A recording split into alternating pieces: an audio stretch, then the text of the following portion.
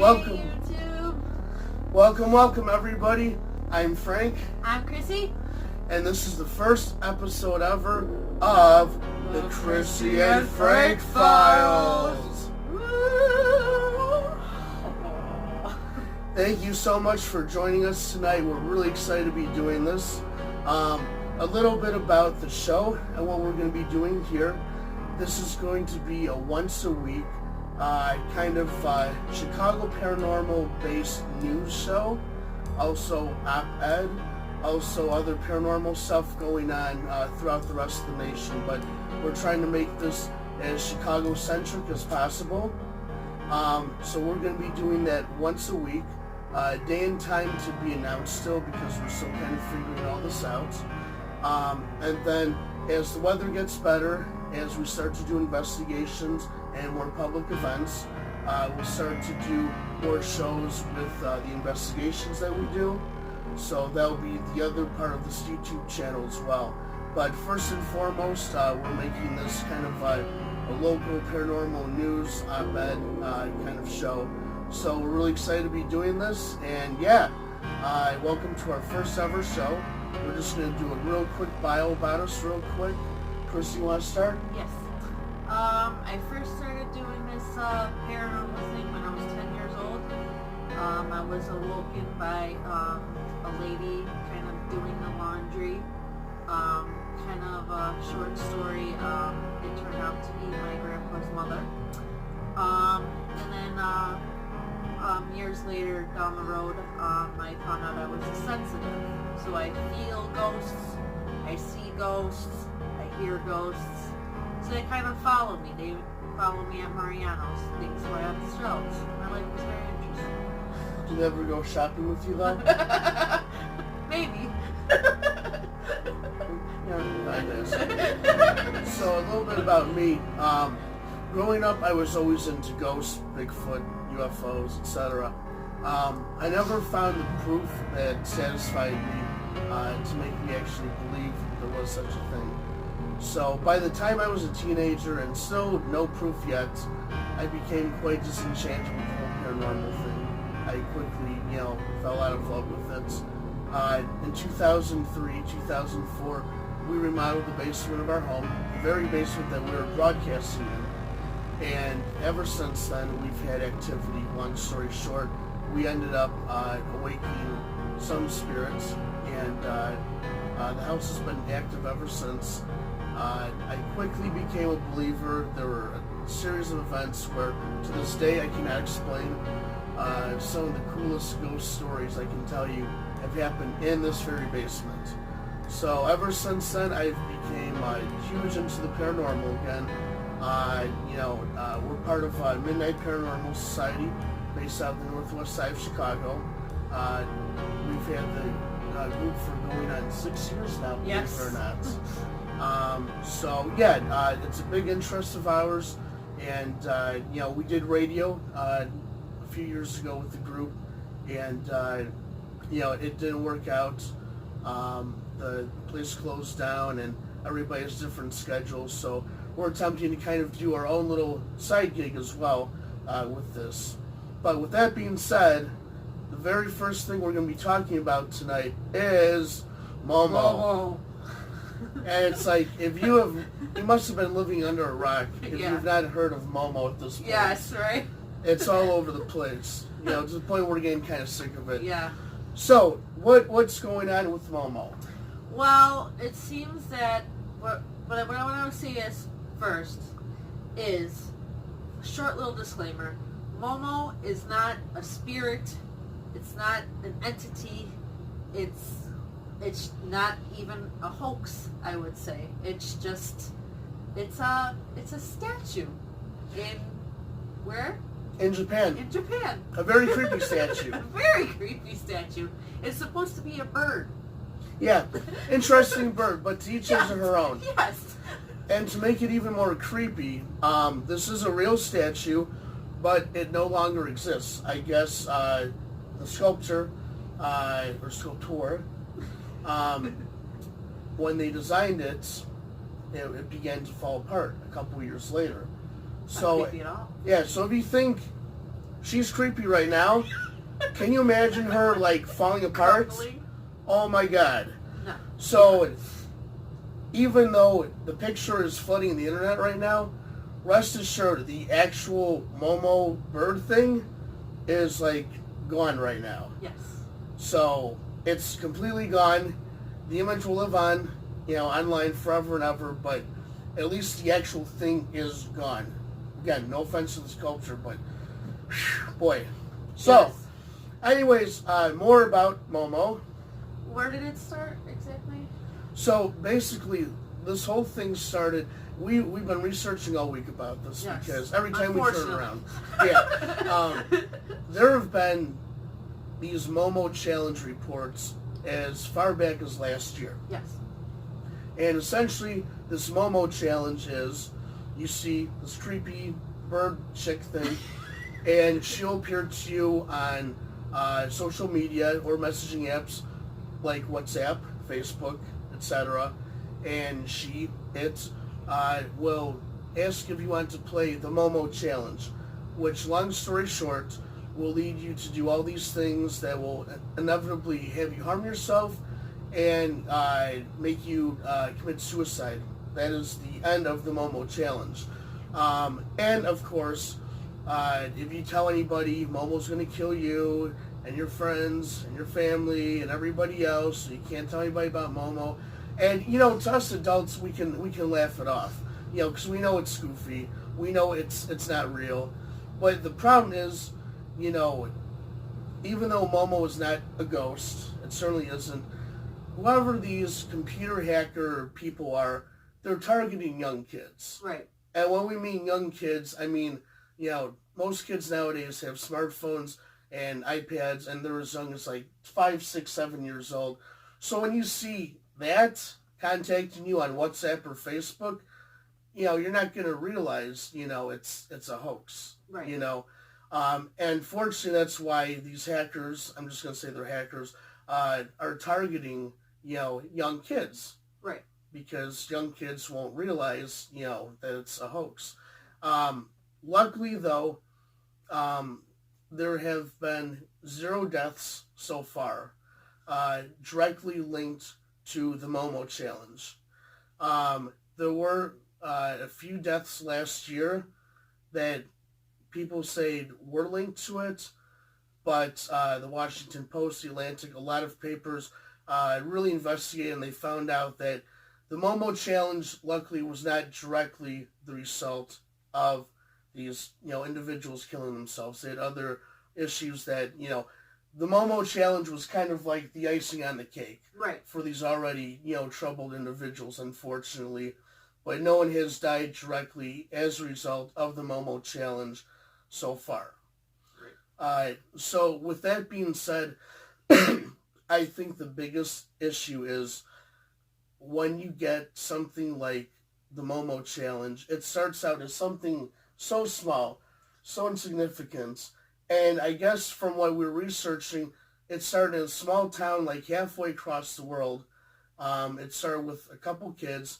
They tell their parents tell the teachers tell the authorities. Everybody has a phone nowadays. It goes viral overnight, and within a matter of a couple weeks, Momo is haunting the U.S., and Momo is haunting Canada, and Momo is haunting Asia. And then the media has it, and that's a little... Yeah, and Momo is everywhere, yes. killing everybody all over the world. Yes. So, that's one of the problems with us being so hyper-connected as individuals. News travels fast. It doesn't matter if it's correct or incorrect. Whatever form it is, it will travel fast. So again, luckily, no Momo. It's a hoax. No Momo. I like that. It's good. We should catchphrase that. We should trademark it. Exactly. I need some t-shirts. Money. So yeah, Make exactly. t-shirts. Get some hats going. So, parents. Hashtag it. Yeah. Hashtag it, guys. Hashtag it. Is there a real Momo challenge threat? Sure there is. Is it something that would keep you up at night? No. If they ever do encounter a Momo, imposter, just tell them to block them and report it to the authorities. Right. There's no Momo ghost that's going to kill your kid if they don't do this or that. And that's ultimately what you need to teach your kids. If they do come across this thing, nothing's going to happen.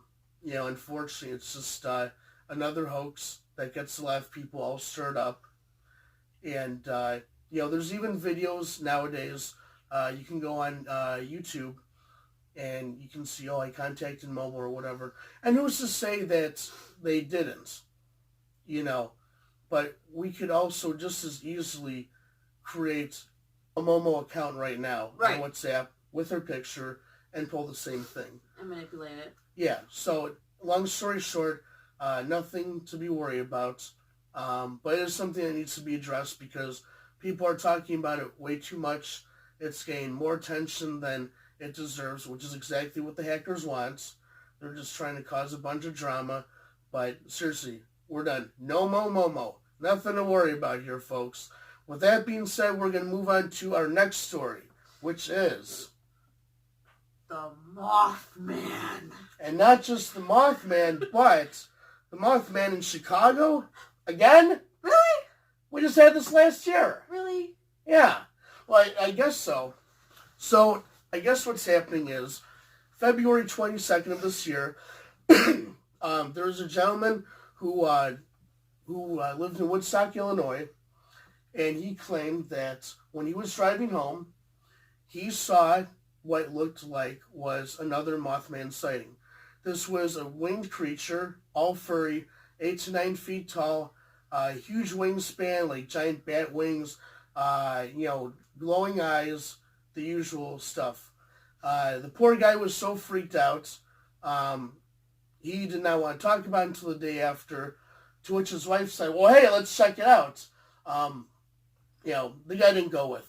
The wife went out, and luckily there was snow on the ground, and she was able to capture a couple pictures of a very inhuman-looking foot. And if you've ever seen a Mothman foot, it's definitely, it does look like a human foot a little bit, but much bigger. It's much more angular. It's almost like an ape foot. Yeah. But the toes, instead of having definition, they're just like more rounded circles. So at any rate, she went back the next day and she took pictures in the snow right near the sighting of these Mothman tracks. She took measurements as well. And measurements. Yes. So here's the issue I have with Mothman or Mothmen or Mothwomen in Chicago. We gotta be equal. Exactly. Well, there could be both. You never know. moth families, We had a bunch of these sightings reported last year along the lake. In Chicago. I do remember. Yeah, in Evanston, around downtown. Mm-hmm. Also around Michigan, Indiana, and Ohio. I remember one. They said it flew on I forgot where, but it was somewhere in downtown Chicago, maybe on Michigan Avenue, and it flew on one of the signs. It was like in the middle of the day. It just flew on the signs. Nobody had a camera phone. Of course. And it just flew away. But it was on the Google Maps. You can look live at the Google Maps, And you actually saw Mothman on there? Yeah. Oh. But then I looked up and there wasn't anything there. Interesting. Yeah, very peculiar. In a day and age where everybody has phones with really good cameras, and they record the dumbest stuff, all these bizarre car accidents, all these weird altercations on the streets, people doing stupid stuff, but no one has captured the Mothman yet. Yes. And again, I'm not saying the Mothman isn't real. It's like Bigfoot, in a sense. Right. And I'll never forget but years... winged. Yeah. And years ago when we had the Ghost Conference, Josh Gates from...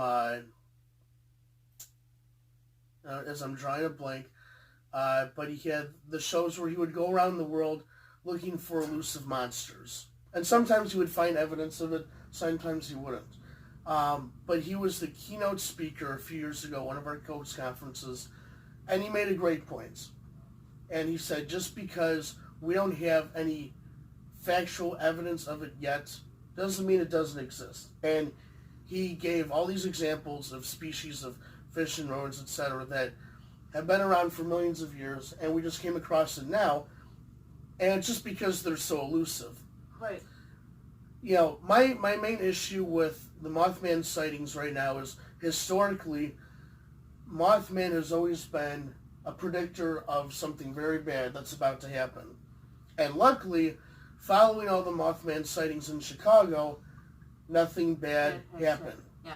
You know, the biggest story involving the Mothman was the story out of the 1960s, where the Mothman was sighted in West Virginia a bunch of times before there was a huge bridge collapse. Right. And a bunch of cars were on the bridge, of course. A lot of lives were lost. But I guess Mothman sightings were also seen right before 9/11. They were also seen before some of these horrible school shootings and bombings. Right. So again, the timing doesn't add up to. I mean, bad things have been happening, but there's no timing of, like, you know what I mean? Like, there's the Aurora shooting. There's things that were happening, but the Mothman wasn't seen before those happened. Right. Exactly. So that's, unless something bad happens in the next couple of days, which I hope not, of course. Right. Exactly. This story was already written up last week, and as it was, the story was already old, with the sighting taking place on February 22nd. And again, luckily, with all these alleged Mothman sightings, nothing bad has happened since the sightings took place. Which again, but everybody's seeing all these sightings, and even though we're not getting good pictures of the Mothman itself, quite a few people have gotten pictures of the same type of footprints. So there's definitely some sort of correlation. So if the Mothman's calling card is a predictor of something bad following its appearances, but nothing bad is happening, could this be another Mothman-ish creature? Maybe like a subspecies of it? Or maybe was there just one Mothman back then that predicted, 9/11, that predicted the building or the bridge collapse in West Virginia? I'm not sure. At any rate, again, this is what's tricky. Following news like this, you get news like this, and these are already controversial subjects to begin with. So you try your best to investigate and find out what's really going on, but with so little information, it is really hard to find out what exactly is going on. So with that being said, there have been no other Mothman sightings, at least none that we've found so far. If you guys have any other stories, please let us know. We'd love to hear about it. Comment. Yeah, please do. Yes. With that being said, now, another Chicago story. So everybody knows the story of the Willowbrook Ballroom. This was a huge banquet hall and ballroom that was built in 1921, and it hosted a ton of performers, everyone from Frank Sinatra to the Village People. Yeah, but can you imagine them doing that at the Willowbrook Ballroom? No, I cannot. It'd be pretty interesting. I'm just saying. But maybe the ghost like it. It's true, yeah. And the Willowbrook Ballroom's claim to fame, paranormal-wise, anyways, is Resurrection Mary. Exactly. That was where Resurrection Mary basically did her last dancing moves before getting into a car and then dying in a car accident on Archer Avenue Road. Do you want to talk about the story a little bit more? It's also said that when it was up and running, she would try to dance with one of the patrons there as well. Yeah, there have been a lot of sightings. She would frequent the ballroom, dance with guys. Every once in a while, she would even try and get a ride home with them. And whenever she would have to be dropped off, it would always be in front of Resurrection Cemetery, to which she would always sit in the back seats, and the guy would say, "Here's your stop," turn around, and of course, she's not there. Disappear, yeah. Other times, I actually found, from looking from the inside outward of Resurrection Cemetery, also walking along Archer Avenue. So the reason why we're bringing up Willowbrook Ballroom is, unfortunately, October 28th of 2016, it burned down. And there were stories, well, rumors rather, of maybe it was going to be rebuilt on a smaller scale, or maybe part of it was going to be salvaged as like a performing arts studio. Unfortunately, we just found out that the remnants, or the foundation of Willowbrook Ballroom, will now house condominiums and townhomes. The developers are going to pay homage to the Willowbrook Ballroom, but yeah, it's a shame, you know. Such a historic place with a lot of history, a lot of paranormal activity, and now it's just going to be condos and townhomes again. I think it'll still be haunted, though, for sure. Yeah, I was just going to say, it'll be interesting to see, you know. Especially since it was renovated a lot, you know, because it was burned down and then renovated, and now it's going to be demolished again to be renovated by condominiums. Yeah, exactly. Good luck, guys! Yeah, it'll be very interesting to see where she is. Yeah. So with that being said, so that's what's going on with Willowbrook Ballroom, one of South Suburban Chicago's most haunted locations. So it'll be interesting to see what happens if the new homeowners have Resurrection Mary sightings, you know, in their backyard. And we have one more story, and then we're done for the night.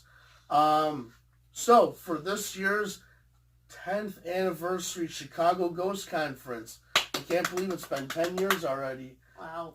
The group that we're part of, Midnight Paranormal Society, is hosting it with an awesome, as always, author, Ursula Bielski, author of Chicago Haunts. She does the Chicago Hauntings bus tours. So we're excited to announce that this is our 10-year anniversary doing the Chicago Ghost Conference. And we do have some information on it. It's going to be Saturday and Sunday, September 28th and 29th. Times will be determined. But all you have to do is go on the Chicago Hauntings website for prices.